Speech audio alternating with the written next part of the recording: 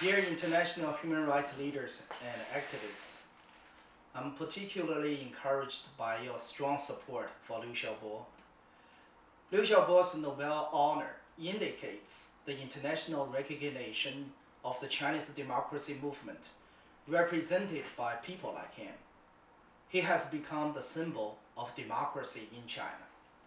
Simply because of such symbolism, his continued imprisonment presented itself as a footnote to the CCP's unchanged resolve to keep its political monopoly.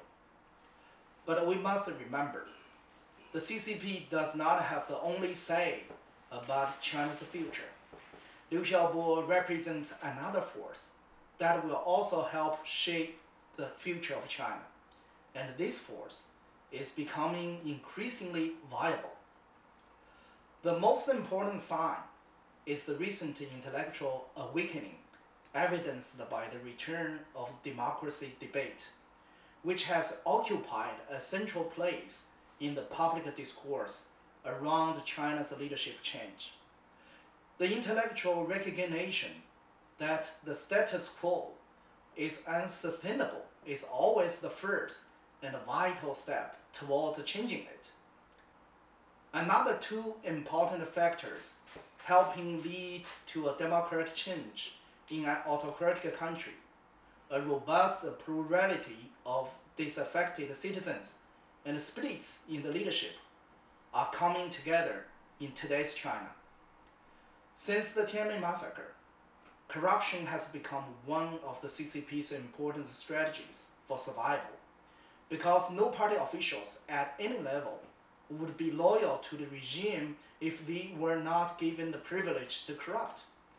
Such a predatory regime has caused unprecedented infringement of the basic rights of the ordinary people, resulting in increasingly frequent protests.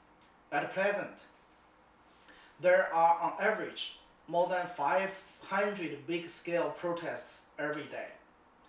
That is one every 3 minutes.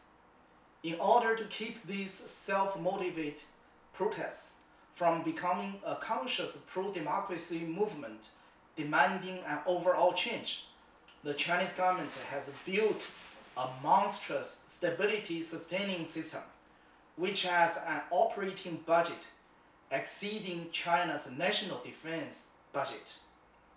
This gigantic system treats every citizen as a potential enemy and has successfully made them enemies: dissidents, independent intellectuals, landless peasants, victims of forced demolition and evictions, victims of forced abortion, veterans, migrant workers, Tibetans, Uyghurs, Mongols, Christians, Falun Gong practitioners, you name it. Perhaps the only achievement in China's political system in the past 30 years is the establishment of the two-term, 10 years, one generation term limit system.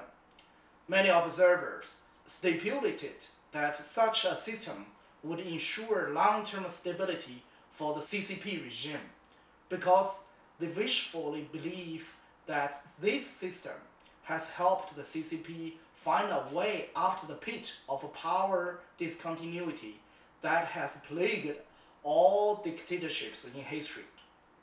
But the Boxi-Lai event, however, mercilessly burst such a bubble. People within the party have begun to challenge this power succession system. As non-governmental forces grow and civil protests escalate, the struggle for power among different factions within the regime will become more pronounced. Once external pressures reach a critical mass, rival factions within the regime will have no choice but take the voices of the citizens seriously and seek their support to survive. That said, we cannot forget that we still need an overall viable pro-democracy movement to force the one-party dictatorship to crack open.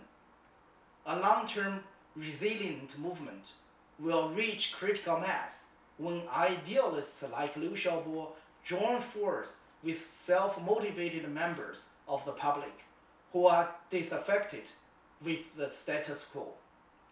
One of the milestones would be the formation of a group of civil leaders who are able to represent the general public, to at least partially disrupt the current political order, to catch the attention and support of the international community, and to carry out effective negotiations with the government.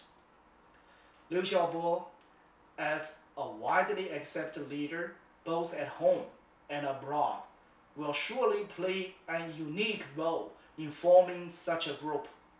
Therefore, working towards his freedom is vital for democratic change in China. Thank you for your support. Thank you.